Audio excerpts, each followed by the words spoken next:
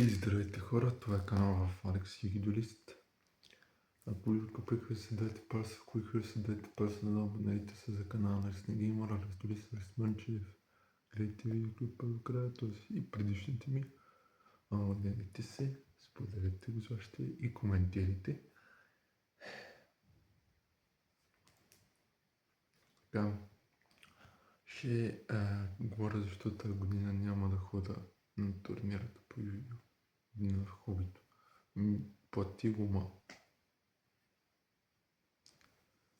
Но няма хубавото.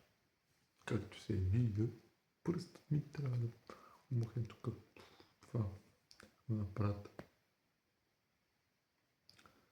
И тогава ще изчезне и ето една от причините. Пръстът ми трябва да се махне това тогава.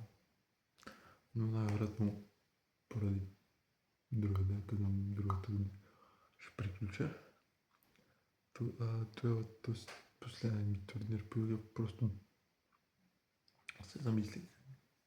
Няма да хода тази година. Моби майка ми не мога да видя. Всеки път тя на работа, тя съм на работа. Не мога да се видим.